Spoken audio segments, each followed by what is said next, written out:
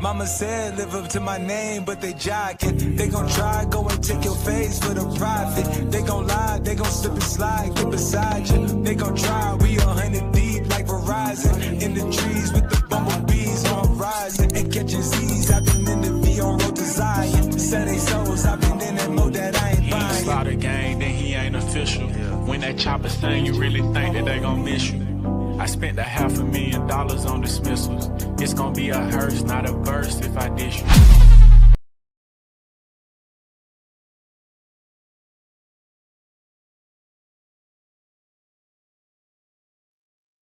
Welcome, chat. So finally, we've been hearing about this movie for a while. I remember hearing about it like a while ago when I heard that Marlon Wayans was casted to be in a Jordan Peele movie, which was going to be a psychological thriller. Immediately, I said, sign me up. I'm going to watch it. I love Marlon Wayans.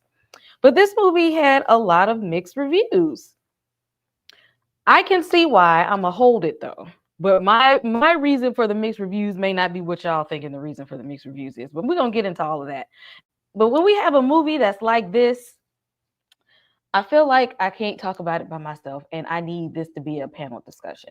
So I have a lot of guests backstage, y'all. So I want you guys to hit like on the stream and subscribe to the channel. And everybody who comes up here, make sure you subscribe to everybody's channel. Good content from all of these people.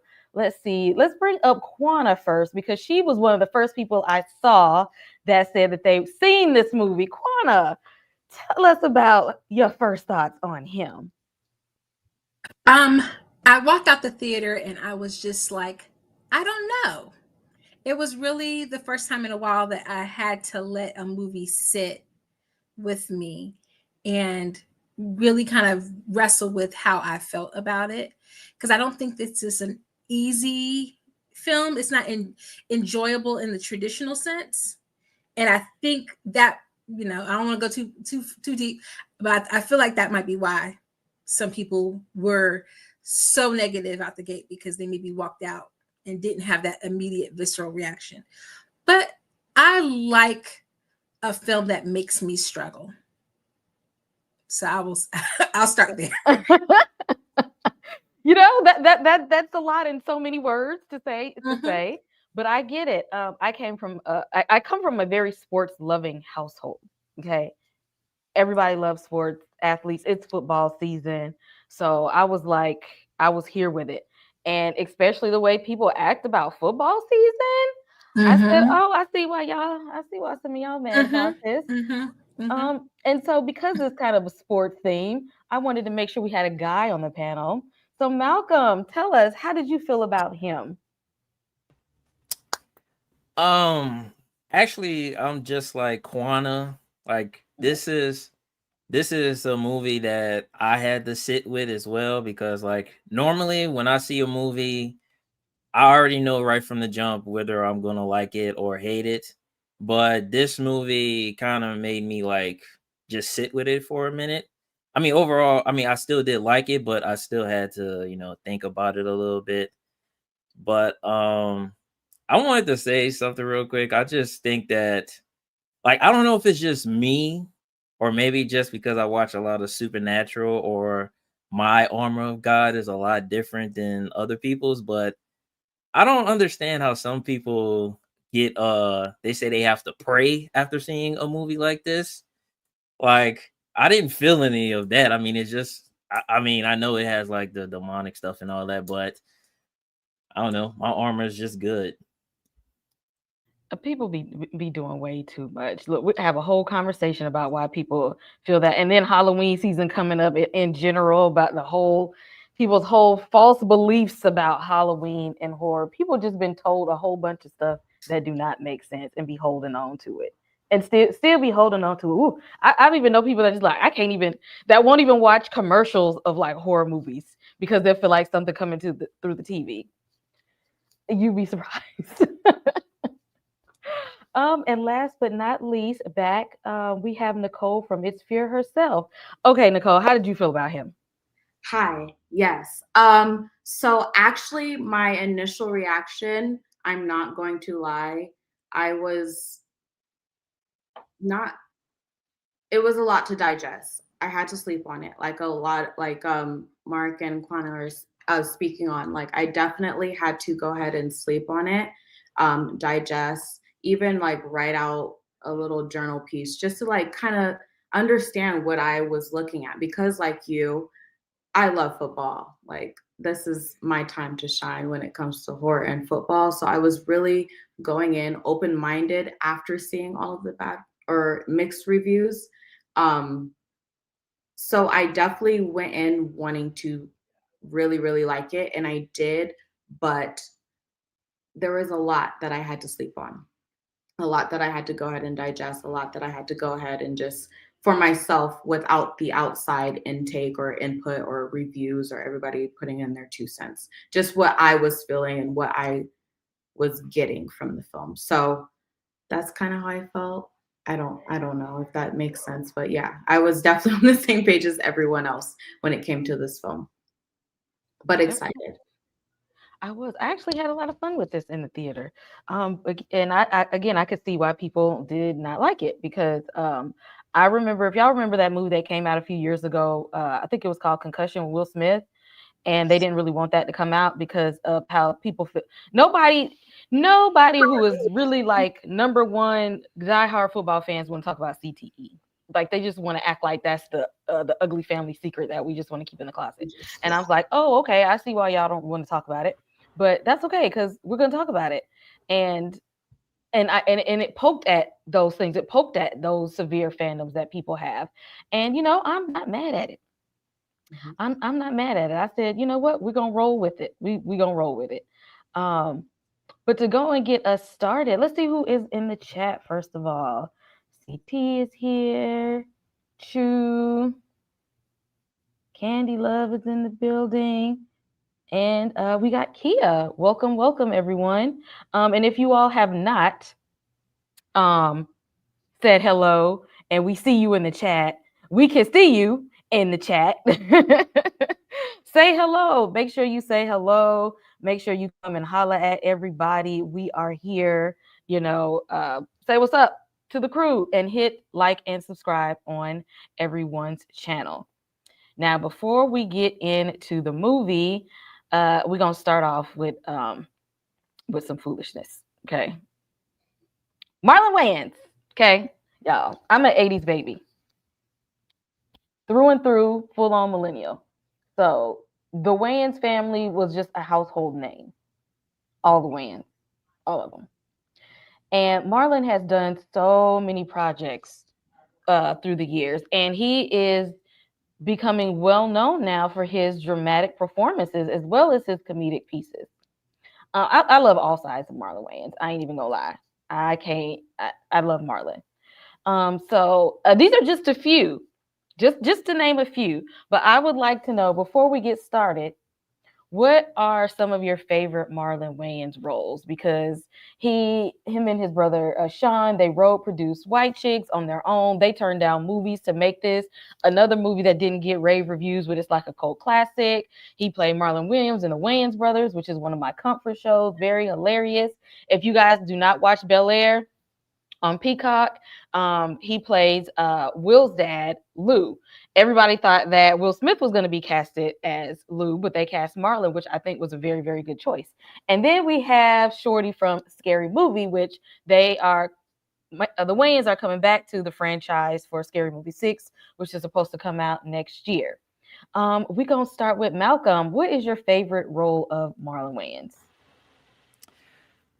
Actually, I don't really have a favorite role with him. I mean, like all of his stuff is just like really good and really funny. Like every single project he's in, I really like him in it, except for Dungeons and Dragons. But that's something else.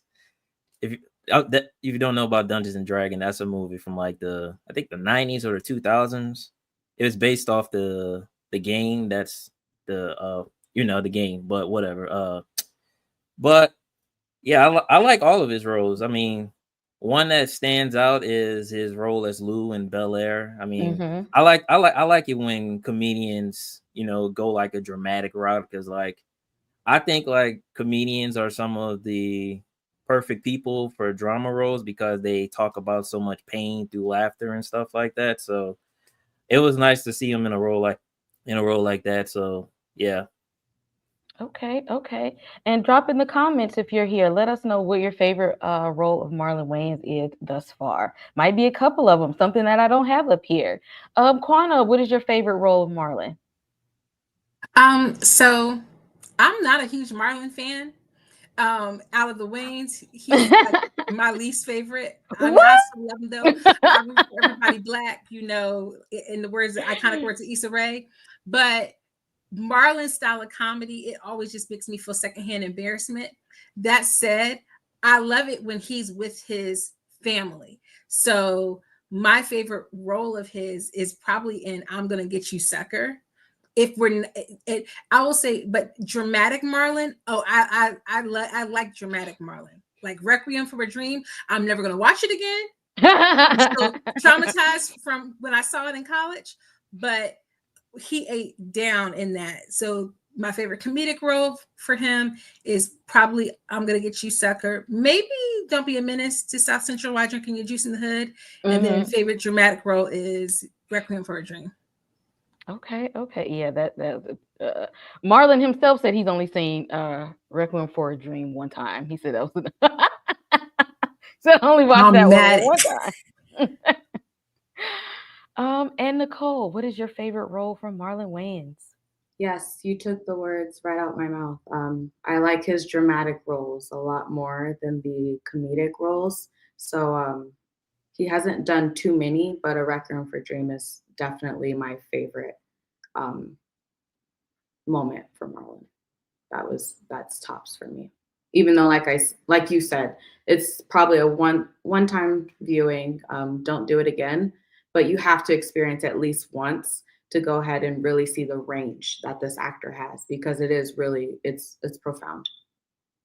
That, and he was in, what was it? Respect, the Aretha Franklin movie. It's really good in that too. So yeah, props. Like he can really show his acting chops with his dramatic roles. I like goofy Marlon. Okay, maybe because I'm just silly and I like comedy, but I love goofy, silly Marlon because I like to laugh at ridiculousness.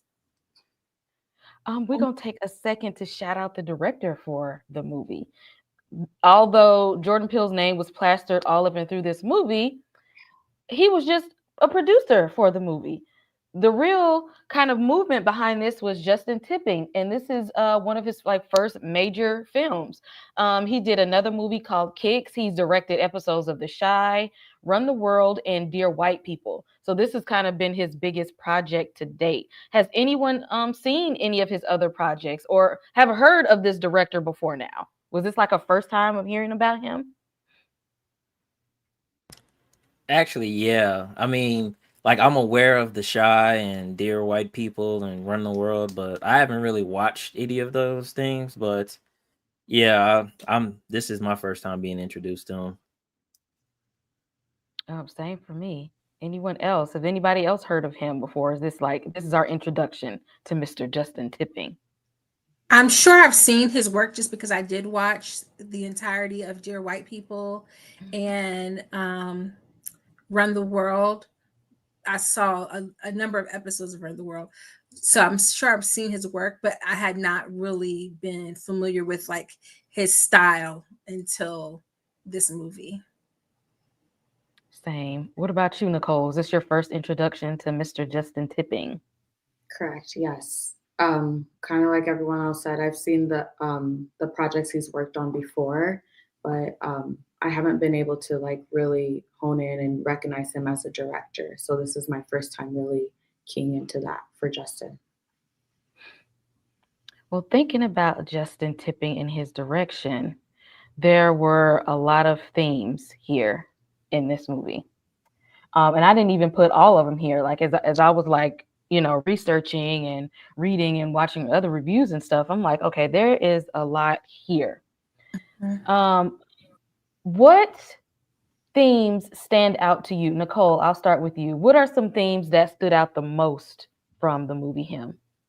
The things that really stood out for me for him are going to be family dynamics, culture, sacrifice, and fandom. And why so? family dynamics, the pressure from his father onto him that he's carried on throughout his life, even while his father was alive and after his father had passed, and so forth, was really, really strong. And him just having to carry his other family, or his his mom, his brother, his fiance, girlfriend on his back. So just making sure everybody's okay when it comes to that dynamic, when it comes to sports, is really, really heavy. Sports, I'm sorry, I said worship, which is also a huge thing when it comes to the quarterback. When it comes to football, the quarterback is our star player. It's kind of everybody is rooting for, looking for, blaming, and also congratulating, whether it's a fail or a win. So that idolization when it comes to that main key player, when it comes to a whole team, is really, really heavy. And I don't think a lot of people, whether if you're not looking or like really participating or a fan of football, you don't really understand the magnitude of how that can really affect a team or fans. Fandom, that lady was, I'm sorry, not spoiler alert, but she was out of her mind. And I have witnessed um, people like that, not to that magnitude, of course, not going to that extent, but they get very, very intense, very, very crazy. And you start to question, like, hey, are you okay? When it comes to how attached they are and how involved they are and how much it affects their personal life or their mood swings or how they treat others. That's a whole different situation. I think I said sports injury, my apologies. Sports injury is a whole nother situation, because at the end of the day, you just have to push for it. The show must go on. And whether that's like entertainment or sports, you're always going to be replaced. You always have a backup. You always have someone else who's going to fill your shoes and maybe overperform or outperform you. So when you show weakness and a sense of injury, you kind of can't let others know, hey, this is how I'm feeling. Hey, this is my weakness. This is what's going on. I'm hurting. I can't do this. I can't push forward. You have to put the stoic face on and just go out there. And to the point of a career ending injury or a season ending injury where no longer you can push your Achilles to that point, or your ACL or anything of that nature. You're now just out and now to the next. So those were really, really heavy when it came to him. But also, like I said, because I really, really like football, it was really, really prominent when I was watching the film. Oh yeah, especially that fandom. We're gonna talk about that crazy lady later on. I I worked with a guy who played for Clemson like years ago, and this man was married, would not wear his wedding ring, but wore his championship ring all the time to work. Like, why are you wearing? And by this time, he was well into his 50s, mind you, well into his 50s, but you wearing your championship ring, not your wedding ring. That fandom is something serious. Yeah. Malcolm, what themes stood out to you and why? So I think, like, for me personally, the ones that really stood out the most was, sacrifice and family dynamics. Because, like, for sacrifice, I kind of like to think about it in terms of like things that I want to do in life and how I do with content creation. Like, I know like the things that I have to do in order to like go to that certain level, but like it's more of a question of, do I really want to sacrifice something in order to reach this said goal? And sometimes I'll say yes, and then sometimes while I'm doing it, I realize that no, I don't want to sacrifice that much, so I'll push back a little bit. And like the family dynamics, just wanting to, take do the things that you want to.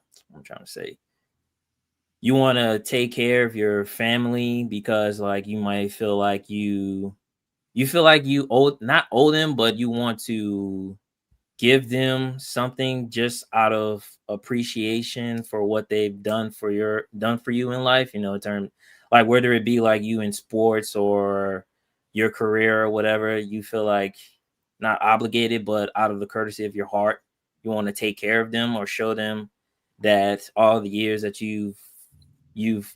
they've raised you was not for nothing. So I guess I can say that. I mean, like the other things like culture and worship and fandom and all that stuff. Like, yeah, I wouldn't say that for me in terms of football, but like, like fandoms and stuff, like I see it all the time in anime fandoms and all that. But yeah, I understand like all of the overall themes of the movie. So yeah. Oh, definitely. That's black people. When as soon as they make it, I gotta buy my mama a house. I gotta buy my mama a car. I gotta get my daddy a car. That is the typical, you know, pipeline from being in the hood to moving out to Hollywood and Beverly Hills and all of that. You gotta come up and buy your mama a new house. Quana, what themes stuck out to you from him?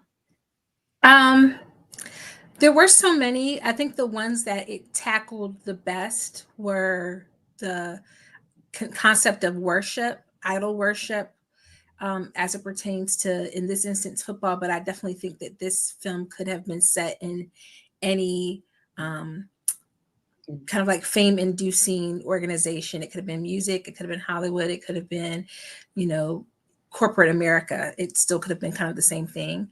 And then I think sacrifice. I think those were the two that I think it handled the best. And of course, just stick out to me because they work in tandem so much, right? There's the idea of like people worshiping those individuals. So then that feeds the beast, it feeds the machine. That it's like, well, if I'm getting fed this way, let me do a little bit more, you see like even on YouTube how like the big YouTubers will like how they have to up the ante. If they started out with like, I'm gonna give away $1,000, now they got to give away 10,000. Like you got to always one up in order to feed the fans and to feed the worshipers. And so that requires sacrifice. And unless you're willing to say, okay, this is as far as I'm willing to go, you might end up sacrificing more than you wanted. And I definitely think that this film explores that a lot. Mm-hmm. Horror Freak brought up a good point when I was watching her at a theater reaction, and she brought up ageism, and she made like a parallel from this movie to The Substance, when it was Demi Moore aging out of the industry and then replacing her with somebody younger and somebody who thought they were, that was prettier than her, which is, what caused her to partake in this experiment of The Substance, because she was aging out of the industry. Same in this movie when we have, Isaiah White. It's just like, all right, you have 8 championships now. Like you getting old, my guy. It's time for us to have a new greatest of all time. And he didn't want to let that go. And that's ultimately what caused his demise, is that he wanted to keep going. And but that's kind of happening in real life. Sometimes you gotta let go. You gotta know when to go. And some people don't always know when it's time to go. We start the movie off with a flashback scene of young Cam, and the family is gathered around the TV watching sports, and the dad is kind of making Cam watch this tape of when Isaiah got hurt, and which could have been an injury that was supposed to have taken him out of the league completely, but he bounced back. And his dad is kind of like grooming him right here in the beginning, like you this is like, it's okay to be hurt because like you gonna bounce, like you gonna be good after that, like you can still be him. I don't care if your leg and your ankle broke or your spine broke. I don't care if you got a head injury, like get back up, because if you him, it's gonna be okay. And like this is being poured into him at a young age. Quana, what did you think of the dad kind of? And it's like I didn't even really think about it until the end when everything wrapped around, that this just wasn't a regular type of fandom. Like, I'm pushing this onto you for a particular reason. Like, did you notice that right off the rip, or did you think like this is just normal family football? Well, I didn't think it was normal, but I didn't make the connection that we got the reveal at the end, how involved the dad was. But I also think it just speaks to, one, as the dad being that Uber fan and wanting to drive his son to love football the way that he loved it, to want to play football, to basically groom his son to create a legacy for him. And what I got from it when he was watching, what they're watching the game, the mom is there, they're all shouting and everything like that. Isaiah was expendable. It didn't really matter. Like, they didn't value Isaiah. That man's bone was completely sticking through his skin. Was like probably an injury that should have been irreparable. Like, no way to come back from that. But he was expendable because it wasn't about him as much as it was this love of the game, and your just sacrifice. Like, it's never enough. You got to be able to give more. And then just, of course, that toxic masculinity of like, you don't look away, you don't cry. There's no crying in baseball. So that's definitely, I think it goes into deeper levels when we get into the fact that the dad was entangled in all of this, and that he will, like, now, as soon as I got to the end, I just pictured there were probably, there's thousands of little camps all across the country. Oh yeah. Whose parent is willing to sell their child out in order to achieve that level of fame? Not just normal liking of a sport, not just like being an athlete is going to teach you some good qualities to have, but like, I'm going to sell you essentially because it's going to build a legacy for me. Because every time Cam opens his mouth, I'm doing this for my dad. I'm doing this for my dad, which is important, but that's the dad couldn't do it. So now you have to fulfill this legacy. Exactly. Malcolm, how did you feel watching young Cam? Did you know from the start that the dad was probably a little bit overly fanatic, or was this just like, hey, this is regular family football, Sunday night football? Yeah, I didn't really connect it to the end like most people did. But I agree with everything Quinn said, like the father was just passing on his dreams onto his son. And like once everything is like all connected at the end, it kind of makes me wonder like how are they selecting who would be the next GOAT? Like, do they just do like the I don't know if it's a spoiler or not, but do the old white people just like walk around the areas and just picking who they want to be the next GOAT, or just finding some random person on the street and asking, hey, do you have a child? Hey, do you want them to be the GOAT? Then come make a deal with us. Like, it kind of makes me wonder, like, how is that process even going about in the first place? But like in the movie, like when his father's showing him the injury and all that stuff, like first of all, the injury was gross. I mean, like you said, that's like an injury that nobody should be able to recover from, and then go on to win 8 rings. Like that's literally a red flag right there. If somebody had a brain in the movie, that's a red flag. But like Cam yelling that he wants to be the next Isaiah White and all that other stuff, like that's basically like something that a kid would say. Like if when for basketball, for example, everybody wants to be like Steph Curry. When they're watching Steph Curry, they say that they're going to be the next Curry. They're going to be the next shooting from the parking lot type of person. So like I saw that as just him being a kid, and then later on in the movie it evolves into something much darker. Right, because nobody expects their parents to be scouting them out to a cult at this age. Like that, that's not at the top of our brain at the beginning. Like, I mean, I said I wanted to, be him. I am him, but like, nobody would know that when this is happening, like their parents is up to a whole sinister movement behind the scenes. Like you think you him, but like I'm real serious about it. Like I'm gonna show you that you him for real. Nicole, did this look like regular family time around the TV watching sports, or were you just like, this was a little extra for the dad to be pushing for him and making him watch this gruesome sports injury tape? Yes. So initially, when I was first watching it, I was kind of like, well, yeah, this is normal football. But once I saw like the the shrine or the altar of like the saviors, and then I saw the injury scene as well.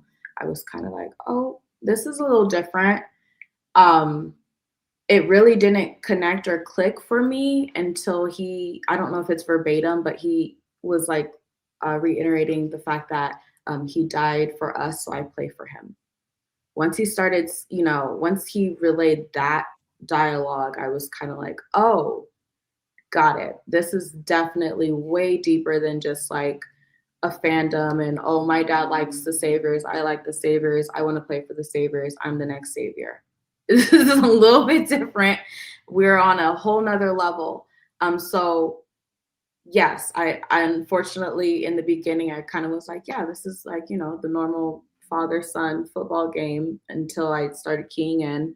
But once he relayed that message mid-movie, then it clicked for me. Yeah, this is not the same. The father was definitely doing a lot of extra stuff when it came to that. So Yes, yeah. And after The Walking Dead, I don't trust no team called the Saviors. At this point, the name initially Saviors, which is supposed to be looked at as a good thing, after TWD, I no longer trust any team, anybody who gonna call themselves the Saviors. It's a setup. It's a trap. Thank you. So right off rip, we get this introduction to Cameron Cade as like, he's about to go into the combine so they can see what he got. They trying to get him drafted. Like he's like real hot shit right now. The family is rallying behind him. It started off like an episode of All American. We got we're all rooting for you. And just like even sometimes they're doing All American, we're just gonna go and hang out at our old stomping grounds and just kind of hang out and have a moment of self-reflection about, man, look how far I've come. And he gets knocked right upside the head like that. Just first of all, when we find out like that it was purposeful in the end, I'm like, was it really worth it? Because y'all could have like knocked him out for life. Like that wasn't no soft tap on his head. Like he had brain swelling. They busted his skull with that tap. Was it even really worth it? Nicole, how did you feel when this scene of him getting knocked upside the head? This was a very brutal attack. I didn't know that this was even like a demon go. I thought that this was like some crazy fan who didn't want him to get drafted or somebody who was jealous of him. Like there was a lot there that we saw, but when it spun back around, it was like so much deeper. There was a lot to unpack. So I agree. At first, I wasn't secure on who was attacking him. I thought, like you said, it was like a fan who was just not trying to see his come up or like a random third party. But like you said, once it spun around and revealed this was all within the master plan, it took me back because like you said, this could have not killed the man, but like this definitely could have been very, very, very severe to the point where he's no longer able to perform as an athlete. Like this could have just completely washed his career. So yeah, that left me, that's something I had to sleep on. That reveal was something I definitely had to go ahead and just like really sleep on because I was trying to weigh the pros and cons. Kind of like you said, it's correct. It worked out not to their favor, but like kind of to the point where they didn't completely incapacitate the man. But yeah, right. Because I'm like, how did they know that it was going to be a hard enough tap? Exactly, where it's like, okay, there's only some swelling and he's going to recover. Like that was kind of bizarre to me, if I'm being honest. But yeah, it was a lot to digest. That was that was one of the parts or aspects of where I'm like, okay, I need to really sit on this because how do you calculate exactly how to injure but still recover a man? Right. But then again, I guess they knew they had the medicines and the treatments to kind of get him back to health where they needed to be. And that's what I thought about also. They're just like, that's okay, because we got everything he gonna need when he get to this camp. So we can go ahead and knock him out real good. Real good. you know?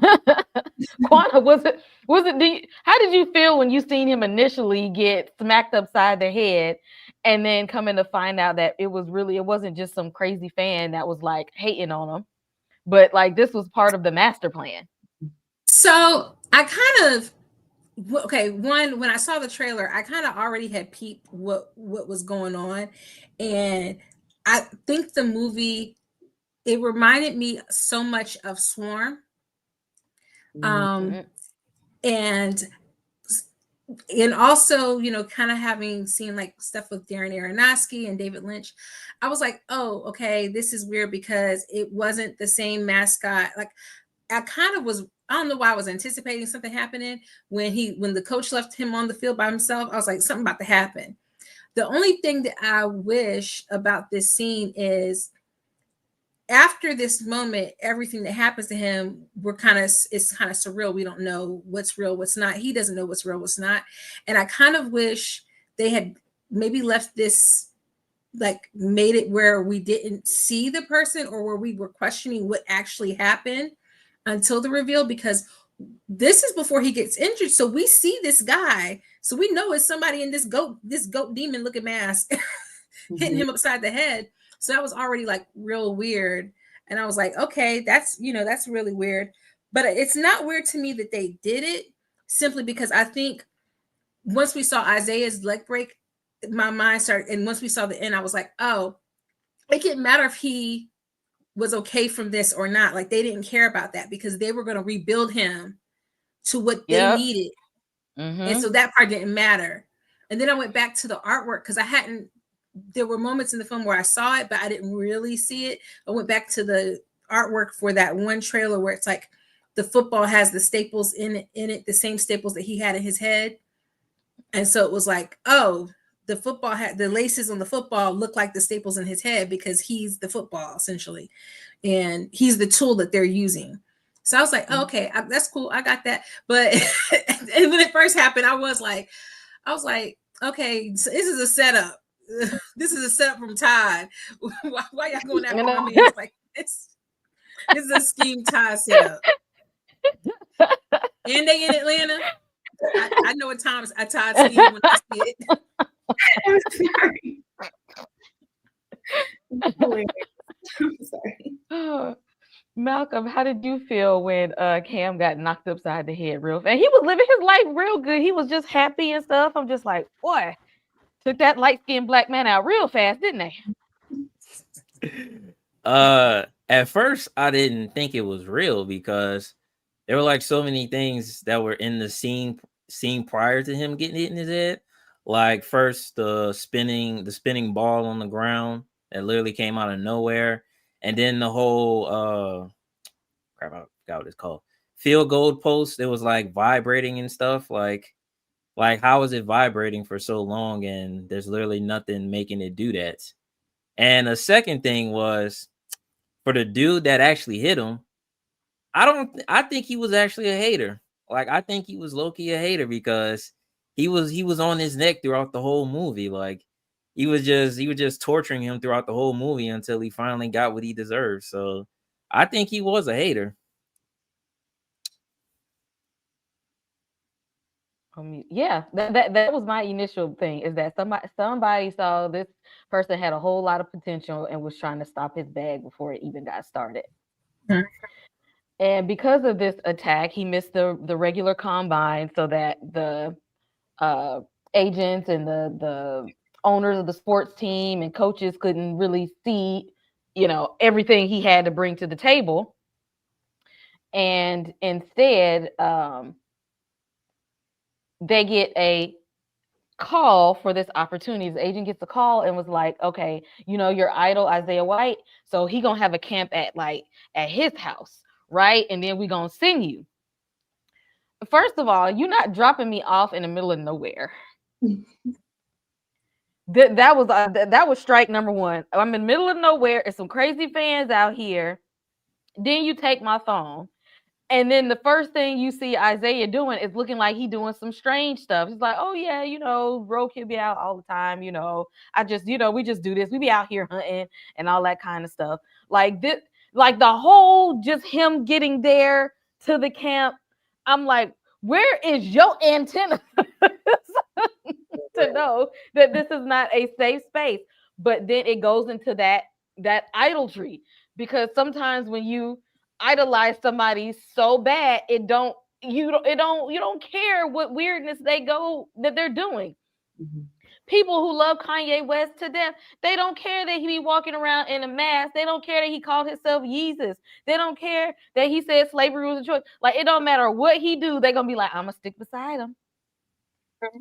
I'm gonna stick beside him. Some people's fandom is just like, I don't care what they say. I'm gonna be right there. Malcolm, how did you feel about this drop off at the camp? And were you like, hey Cam, are you not seeing this, or were you like, I think he's just happy to be here? I think he was just happy to be there. I mean, Isaiah White is like the biggest football player in this universe, so I can understand why he would want to be out in the middle of nowhere, just from all of the paparazzi and stuff. I mean, like, to be honest, who would want to be in a hot desert like that in the middle of nowhere? Like, I know, I mean, some people really do love a certain person enough to just want to be out there in the dying heat like that, but I wouldn't be out there if that was me.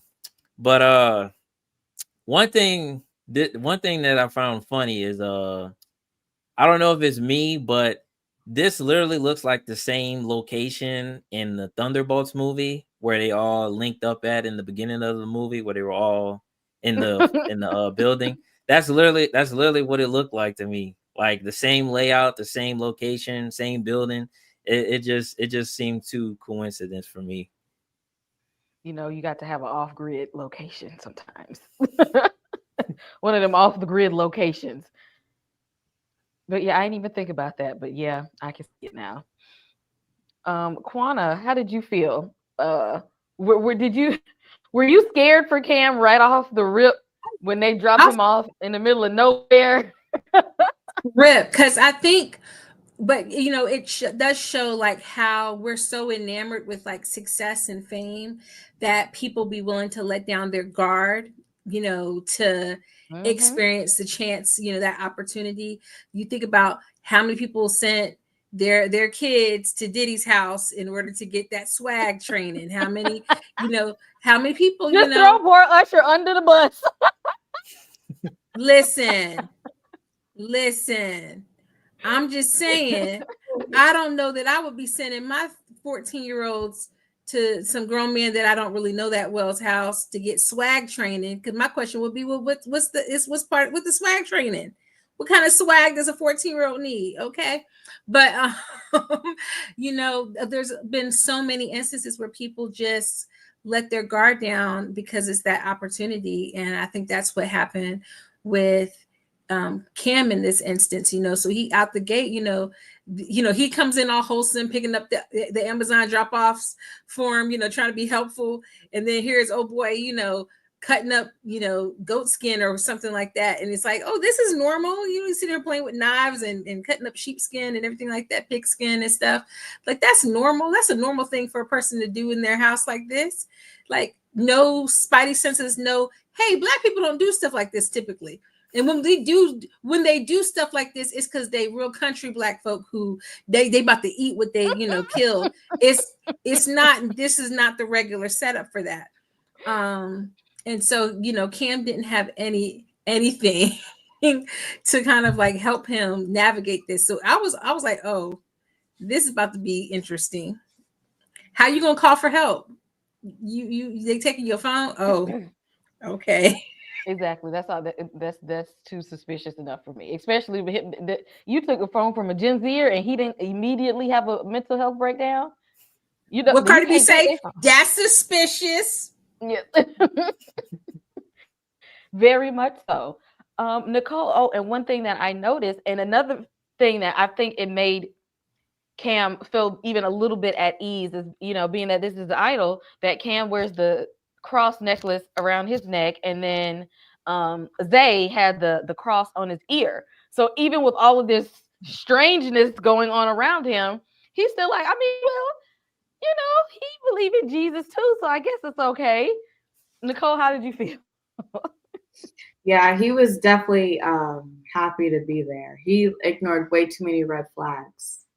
Honestly, for me, um, like you said, there's just certain activities, certain things we don't really partake in. So I think he just let his walls down. But I also think his family, like his girlfriend, his wife, his mom, his brother, they all were like, "Oh, he's going to see Zay. Yeah, like it's quite all right." Because I know good and well if I was gone for a week with no phone, my family would be hysterical, without any kind of warning. So I think him and his family were just so enamored with the fact that, oh, Isaiah White is training me and I'm going to be the next GOAT and this is that. To the point, like you said, he just completely, all the red flags were just going, passing, flying. He didn't even recognize once. This is a real big issue because the first time the lady spit on the window would have been enough for me.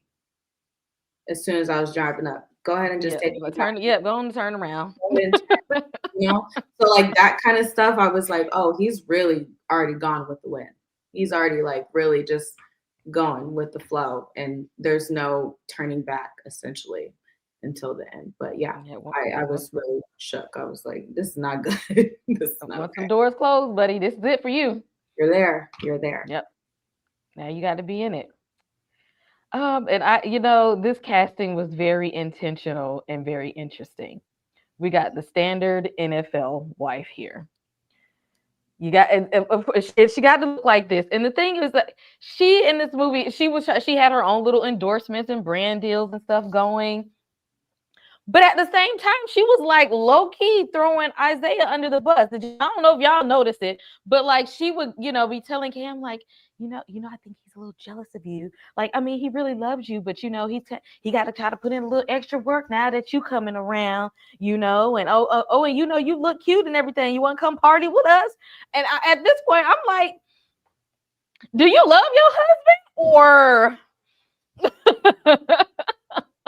are you really just here for the fame and the fortune of it? I don't know. Nicole, what did you think when we met Isaiah's wife?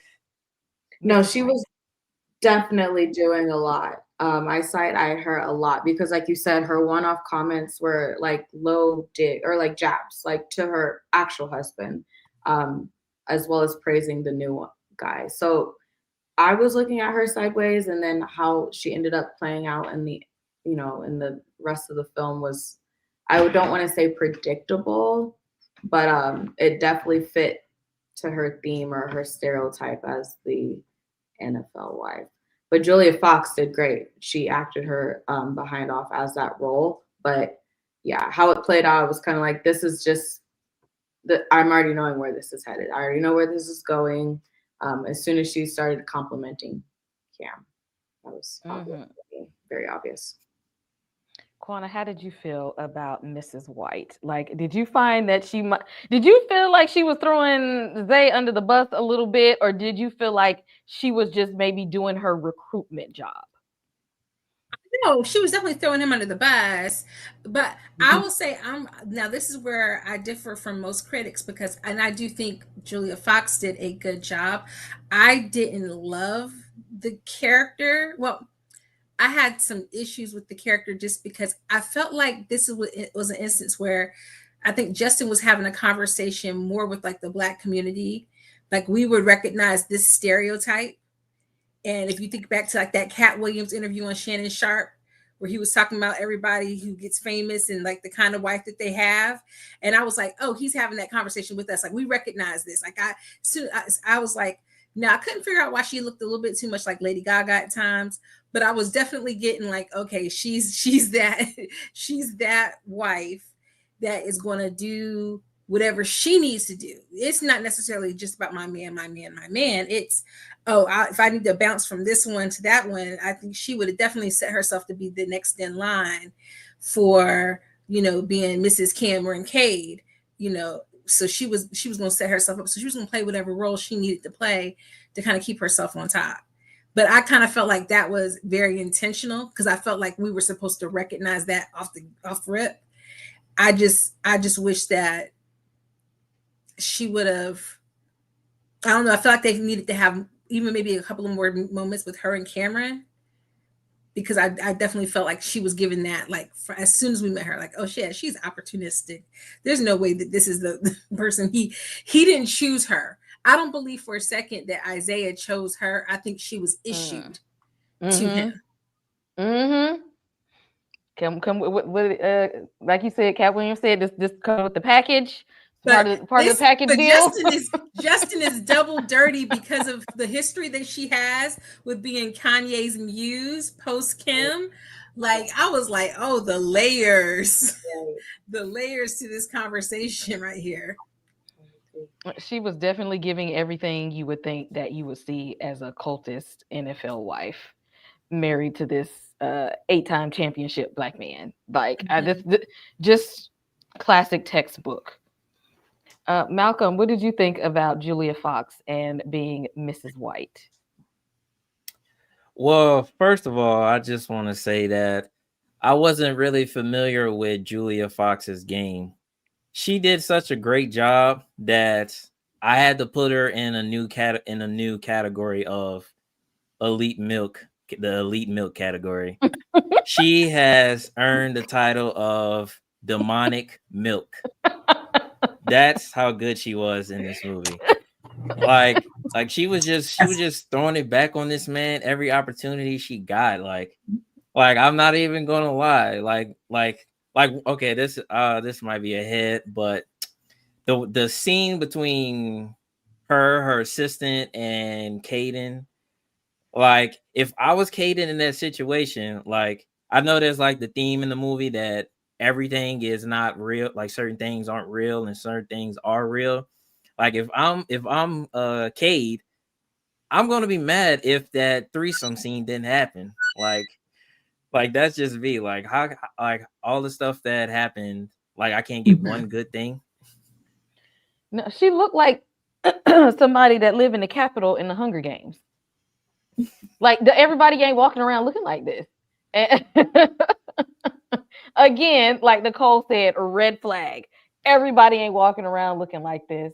I don't know if I could. I could. He had a right to be very suspicious of her because I no. I couldn't do it because she looks suspect. And no, and what are we even selling here? And then her and I. The thing is, I just feel like she didn't even like this man because the way that they were interacting, like they were together when it was time for them to be together. And then outside of that, they had their own little separate lives. Like we married, but like we're not like a real couple or something, or that it was giving. Now the training, this was interesting. For the training sessions, first we had this one scene where he called in these other people to come. He was just, oh, don't worry about these people. They just, some unsigned players, just out here, like they gonna be good. And we didn't know that we was, trying to we were sacrificing somebody to push Cam to his limits. Like it's just like, no, you need to make sure you make this pass, and it got to be like this because every time you don't do it right, your teammate is going to be getting hit in the face. Not knowing that the teammate was just, again, happy to be there. Like, I don't care if y'all bash my face in with this football. Like, I'm just happy to be in the presence of. And Isaiah was like, I don't know what kind of games are being played here, but I didn't know it was going to be that kind of seriousness. And the scene where knowing this boy got serious brain injury, his brain ain't even done swelling yet. He bleeding through the stitches. And they're like, we're going full on impact, contact. I don't care. Let's get it. He bleeding, he throwing up and all this kind of stuff. And people, when you talk about that in football, nobody wants to talk about how this is a very, very dangerous game. And that there's a lot of people, which I mean, I ain't a physician, but y'all ain't gonna tell me Antonio Brown ain't got CTE. Y'all ain't gonna convince me otherwise. It's a lot of players walking around with CTE right now, but nobody wants to talk about it because of these type of hits. Y'all, they're being hit constantly, almost daily, day in and day out for years. Our brain is not built to withstand this type of injury. And the thing is, like what happened to Cam when he knocked Buddy down and he saw, oh boy, wasn't getting back up. Like he was fine with it at first. And then he was just like, oh, wait a minute. I did something bad. But in football, you're praised for knocking them down. Mhm. You did a good thing for pulling your opponent down. Nicole, what did you think of this training? That's exactly that. Like literally, it was the whole training aspect of the film was very interesting because, like you said, it's kind of a double-edged sword. Um, he, at one instant or one aspect, like you said, set up his colleague to go ahead and be injured if he wasn't hitting the mark. And then at another point, once he did hit the mark, he injured another player. And like you said, it kind of like reality check for me because I like brutal hits. I'm one of those who are like, what happened to football like 15 Take years them ago? down. Yeah, we didn't have flags for this, and like like I'm one of those where I'm like I want to hear them clashing, unfortunately. But this definitely kind of put me into a different perspective. I was looking at it kind of like, yeah, this is a little sick. This is a little different. This is a little twisted. So it was eye-opening for me. I'm going to be honest, being a fan of horror and football. I like to see the guts and gore, and I like to see a hard hit. But at the same time, hey, this is not it. This is not something we should be praising, or at least in my eyes. Sorry. Everybody else. And it makes you conflicted makes almost. you Like you said, it's just like, I want to win the game. So yeah, take them down. But then that's not it though, because I don't know if this was worth it. Like in the time being, like we did it, but damn, now he's injured for real. Yeah. This was something else. Quanta, how did you feel about the training session / what I like to call hazing? I think this was the best part of the movie. The cinematography was amazing in this sequence. And this is, I think, where we got some of the most hard-hitting commentary with regards to the game and what happens with the players and their bodies, and how like right after this is when you get like kind of like the auctioning off discussion that they have, and all of those different things, some of the imagery that we saw in like the oh my gosh, why am I blanking? Colin Kaepernick's movie, and they showed like the people being, like how they measure them and everything like that. And it he kind of like, and it's like get on the scale. Let me take your measurements. How much do you weigh? Yes. How tall are you? And stuff like that. Oh, absolutely. Yes, I thought that this was like one of the best parts of the movie to me. But it was brutal. Like I've been long said, my sons will not play football. I mean, somebody gonna have to tie me down or something, because no way, no how. But what was interesting to me was the guys who came into play, because like where you have the one guy who you can definitely tell like he was just a fan of Isaiah. He was going to do whatever Isaiah told him to do. He was just like, hit me in the face with this football, I don't care, like whatever. And but I kind of didn't know if like the other guys were also kind of being tested in a way as well, maybe like because they were willing to be and put in harm's way, but they were also like elite. Like they didn't think, they're looking at Cameron and they're like, oh yeah, we can take him down, we can put some heat on him. But I think what's hard is that these guys as they're hitting their heads, like the quarterback is typically, since he's the captain, or the leader of the face of the team, they're getting the highest contracts. A lot of the guys who are getting the worst of the hits, they don't have the highest contracts some of them do, but a lot of them don't. And that always like hurt my heart. Like when you see somebody get like really injured, because immediately I'm thinking, dang, if they're really bad hurt and they're out, oh, it's a wrap. Like they better enjoy that little bit of money they got now after they paid all them agents and whatnot, because I hope they finished their degree before they got drafted. So it just made me think of, I was sitting in the theater just thinking about all those things, all those thoughts in the scene. Same. Malcolm, how did you feel about the training scene / hazing? And when you were watching this, did you have any type of feeling that it's some of these harsh trainings like really taking place because but what they say, behind every little piece of fantasy and sci-fi is some truth somewhere.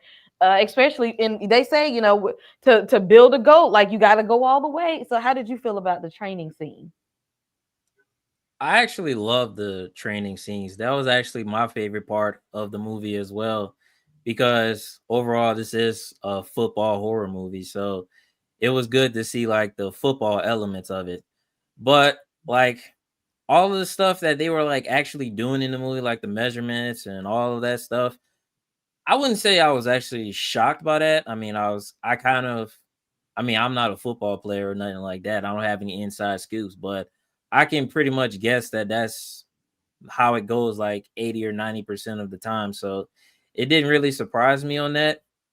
And like once like they got to like the darker stuff in the training montage, like the white boy getting hit with the football in his face, that didn't really bother me, to be honest, because I guess just because I've seen it so many times in the trailer and how much I liked it, I was like, yeah, that didn't really shock me or nothing like that. But like the part where Cam and the other dude clashed heads, like I don't know, I just thought that was like stupid on his part. I mean, I know you're trying to prove a point that he's no sucker, he ain't gonna go out like no amateur or nothing like that. But like, I mean, you already have a concussion. Like, why would you risk it by hitting your head on something else that's coming at 100 miles an hour? Like it just didn't make it. I just didn't like that part of it. Like everything else was fine, but I just didn't really like that part of it. Like he literally could have he like it could have went the other way for him. Like what happened to the other guy, it could have happened to him. Like that's like the one takeaway from me during that part. And I like the x-rays that they were doing to like not show the hits, because like I'm gonna be honest, like once the head collision happened, I was actually shocked because I didn't know which one was Cam. So I thought that the guy that like actually got hit and was laying on the ground was actually Cam, until they actually showed that it was Cam, that the one that's still standing. So I thought that was like I didn't like it, but I liked it for the shocking factor. Oh yeah, that was really good cinematography there. It made it like really brutal and gruesome. And again, that's a good way to put body horror into a sports movie. So I think that was a really good cinematography move there. Mm-hmm. Now, y'all, this woman right here, and we saw now that scene where now I give it to him. I feel like that was a good shot to show when they were in there and they were having like this whole little conversation where Isaiah was like, I'm trying to be real with you and tell you like things that I'm going through. Like, I want you to be better than me. Like, this is tough out here, but if you're gonna be the GOAT, you got to go all the way. And then Zay walks out and she just comes and she gets up out of like nowhere. It like reminded me of the scene at the end of the first Saw movie. Like, was you laying here this whole time and you just gonna get up to try to make sure that he don't get up from this head injury?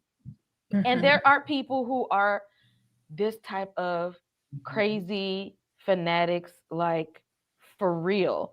I remember watching this thing where Chris Brown was talking about this lady that broke into his house, and that he was like so scared, but he was like he didn't want to like show fear because he didn't know what she was capable of, and that he like kind of just like tried to talk to her and be nice to her while and wait for the police to come and get this lady out of his house, because if somebody is bold enough to break in a place that you sleep, you don't know what they're capable of. Quana? Yeah, shout out to old girl. I remember her in apartment. What is it? Apartment 4B, the kind of like prequel movie to Rosemary's Baby. Mm-hmm. Because she always playing somebody crazy looking and scary. But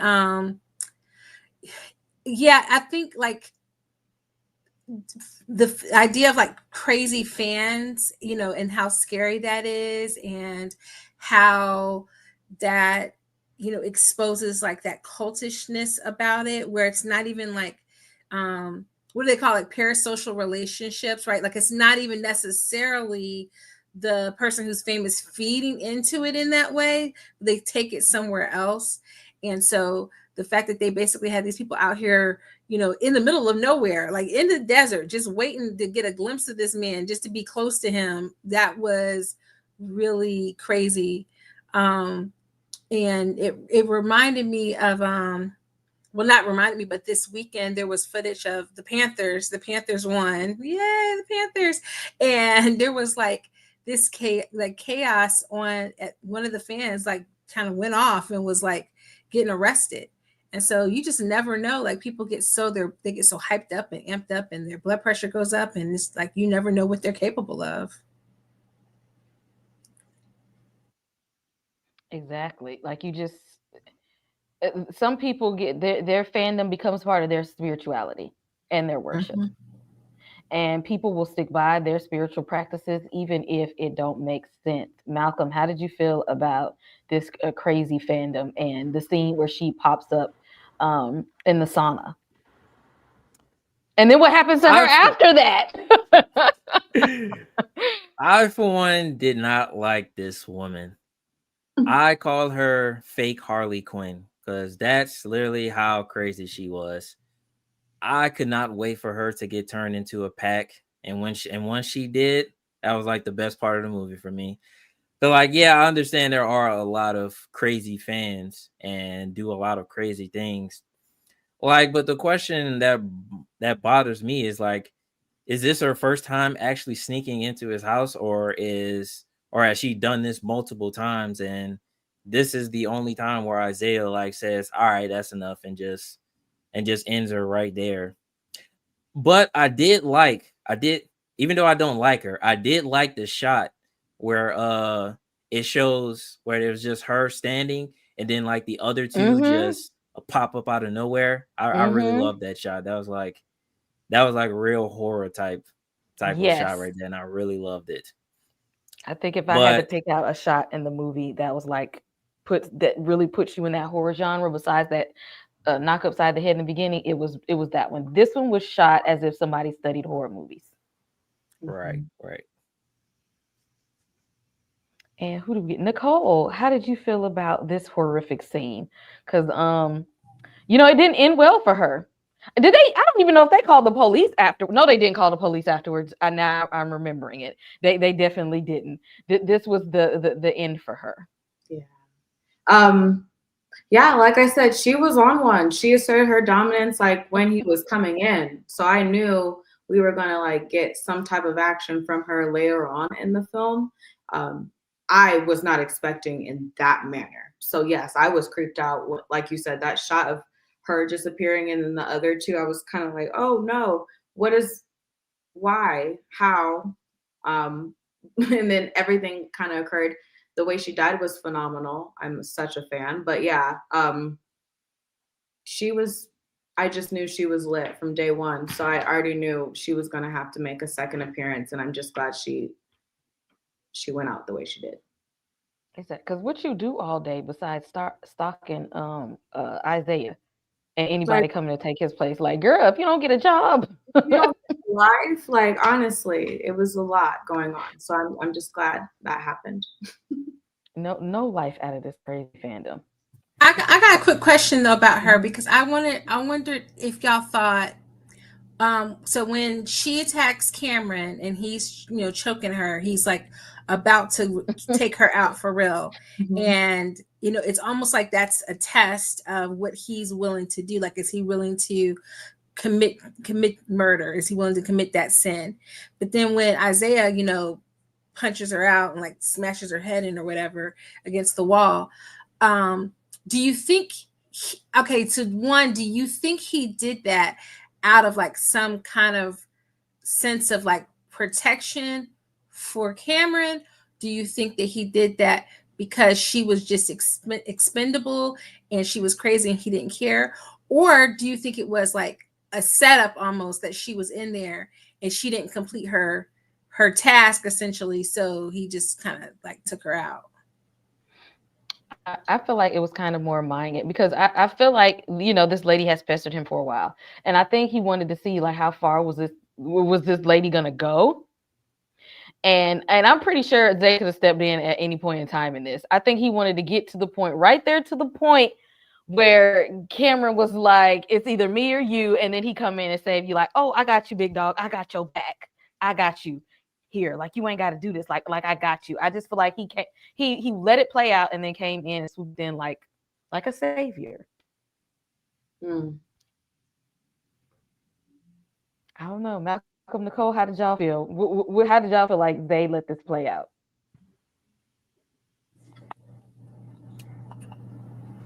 All right, me or you go first. You can go first. Oh, okay. Well, so for me, I honestly felt like the first option that you provided.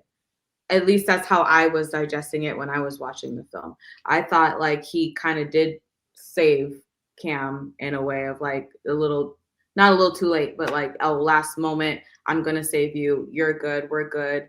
I wasn't thinking it was a setup. Now that you provided the other two and the second and third option, now I'm thinking a little bit deeper. But I thought she was just a crazy person who snuck in and was trying to kill him to take him out because she loved Isaiah and Isaiah saved him. That's how I took it. My apologies. But yeah, after you kind of explained it, I'm like, yeah, I can see the other second and third option for sure. Yeah, I kind of took it as a mixture of all of them. I mean, I took it as her being a crazy fan. I took it as being a test for Cameron to see how far is he willing to go. And also, Isaiah saving him because like right before that scene happened, him and Isaiah was having a real talk, and Isaiah was telling him to be better than him, be a better GOAT than him, find something to be better at than football.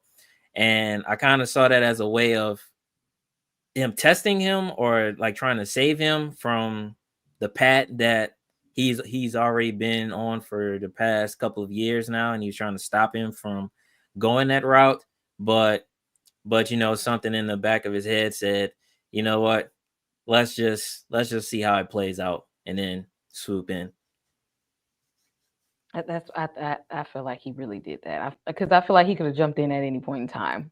But I think he just wanted to feel like he got some brownie points for feeling like, yeah, I saved you, even though it looked like Cameron could have took it down on his own. Like if you wanted to save him, you could have came in the beginning, not while he done choking her out at this point.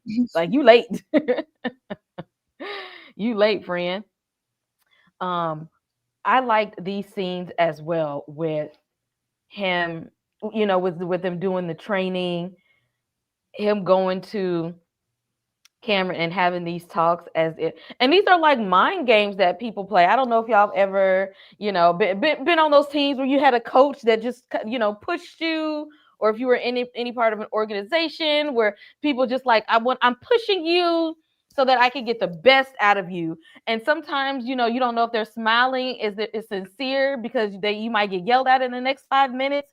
It's a lot of mind games going there and asking like, what are you willing to risk? And I'm asking y'all, how did y'all feel about these scenes? And if you were ever put in a position, what would you be willing to,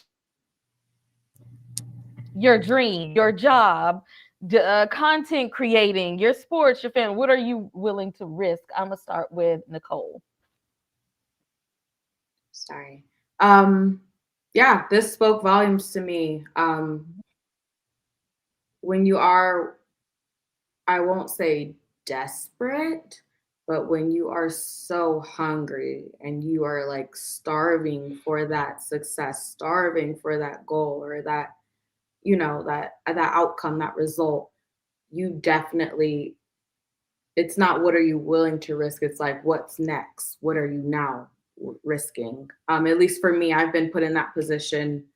Like I brought up the last time we were all together, dancing. I've broken my ankle and still you continue to dance on said broken ankle throughout the lesson. until it was just no longer even tendons and all of the above were completely ruined. So when you are hungry and you're like really, really determined, like I said, not desperate, there is a difference. This guy or Cam was definitely desperate. But when you are really, really hungry and really, really willing, you put anything on the line, and it's now not what, it's now what. Now what are you doing? Now what are you going to risk? Now what? You've done family, you've done yourself, your body, your mental, your emotions, your everything has now come to this. Now what are we doing to make sure that you can go ahead and have what you need and what you're willing to risk and succeed? But yeah, it definitely spoke volumes because I don't have a line. So I saw myself in that in that scene for sure. It was a little scary. But you do what you have to do. Mhm. Sometimes people see it that way, even if you're willing to risk. Like Cam's dad was willing to risk his son getting knocked upside the head for this. Some people are risking their children Yeah. to get their goals. Putting their children out in the front. Like somebody's gonna make it in this family, even if it's gonna be you. Mhm. And what are you willing to do to push people or push yourself? Quana, what about you? How did you feel about the scene, the dynamics that these two had acting in these moments? I really, really liked their dialogue together. And how do you feel about that? What are you willing to risk? Well, first, yeah, the movie works best when it is playing Marlon and Tyreek together and giving them these good moments, this good dialogue when they're in those scenes together.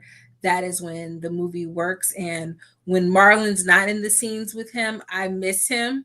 So that's saying something, especially considering like Marlon is not always my favorite, but in this, he was needed. They needed more Marlon. um, Me, I am the quintessential Libra. So I'm not willing to risk anything. I don't want to take no risk. I don't Quana want to said nothing. I don't do too much. Listen, every once in a while, I might let somebody talk me onto like a baby coaster, but I ain't going on nothing too high. Funky Dog at Disney, that is like that's perfect for me. Don't ask me to go parasailing, don't ask me to go jump out in the planes. I'm keeping my feet on the ground. And even with regards to like success, like I'm very methodical. It's like, okay, these logical steps to get me what I want, I'm cool with. Anytime you take me out of that and give me something that is illogical, you want me to drink some blood, you want me to do this, you want me to do that. No, that's okay. That's okay. I'm gonna make it work over here with this pack of ramen and this instant mashed potatoes or something. So I am very much like risk averse. Quana said, y'all ain't gonna get me, but what am I willing to risk? Because the answer is gonna be nothing. Nope. I don't be moved. People be like, "Oh, you not tempted?" Nope, not at all. Nope. I'm like, if I play the lottery, I'm gonna buy one ticket like once a year. One ticket once a year. Okay, this little $3, I could do this once a year, but like every day, no, that's too much risk because now I'm spending no, don't want to do it. I'm like, y'all got it. Malcolm, how did you feel about the dynamics and the dialogue with Marlon Wayans and Tariq in these scenes? That I think they played really, really good off of each other. They're playing that, I'm your idol and I know you love me, so you're gonna listen to whatever I got to say. And somebody being scared to death, but I want to running to prove my worth to this person. And what do you think of that? What are you willing to risk? Well, me personally, I've come to a point in my life where I'm not really willing to risk a lot of stuff. I mean, I'm more of a keep my peace type of person. Like there's some things that I want, but then I think about the things that I have to sacrifice and risk in order to achieve those things. And I say no to that because the way I look at it, if it's meant to be, it'll happen, but not at the pace that makes you want to sacrifice a lot of things. I feel like most of my goals and stuff, they will come, but not in a quick way, I should say. So I'm not really much of a rusher. I sometimes call myself the king of procrastination, but I haven't called myself that in a long time, but it's still there, even though I don't really call myself that anymore. But when it's there, when I'm there, I'm there. I never, I'm never. I like to look at it like this: you're not late, you're on time. At least that's how I look at it. But I really like the scenes between Isaiah and Cameron. Like I said earlier, those were I really like those scenes of them talking to each other, getting to know each other and express themselves in a way that they might not express to other people in terms of idolization, being a goat, what they're willing to sacrifice, all of the things that they need to do to achieve this path. Are you willing to do it? And I really liked all of those things that they interacted with each other. Oh yeah, this was good acting here, and I was really glad, and for Tyreek to be young and up and coming. The first time I seen him was when in that episode of Atlanta, and I'm glad that we've gotten to see more of him. And Marlon Wayans, yeah, I need to take a second real quick because this man is 53. I want to say 53 years old and still look good, still in good shape, still acting, still pushing himself. And I just want to take a minute real quick to just take a minute to tribute for Marlon Wayans and his contributions to this industry. He's still elevating himself. I love the Wayans family, and I hope that he keeps popping up in horror stuff, even though he's been, the horror parodies, things Haunted House and Scary Movie. But I love to see him in a dramatic role as well as be silly. She said, take your time.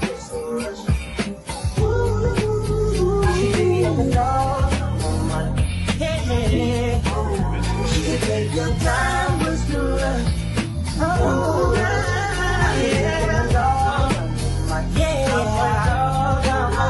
How can I take it easy, babe? The way you do that thing I like. Keep on grabbing on my chains. You're coming home with me tonight. Maybe I'm a different breed. Not the typical. Oh, I love it when you make me say. Like the listen when you tell me that. This ain't no temporary feeling.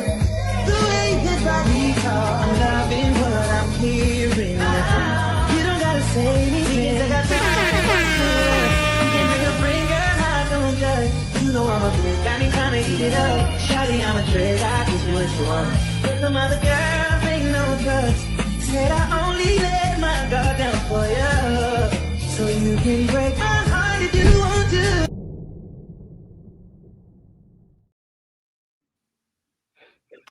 And we finally get to the real reason that they got Cam there. When that one guy told him to run, he should have ran. And when he gave him that 2 men walk into a coliseum, but only one is coming out, Cam was missing all the red flags. My guy, you are there because they're preparing you to be the next GOAT. And in order for you to do that, it's either you or they, because it can only be one. It can only be one greatest of all time at this given time. And either he's gonna go on and he's gonna get another championship ring, or we pushing his ass out and we gonna pull you up on the pedestal at this point. Isaiah was not ready to let go. As we can see, he survived a whole bone injury and was still in there because 8 championship rings is crazy in football. It's crazy. They should have knocked some screws loose. And he's hanging on there for dear life. Do not want to let it go.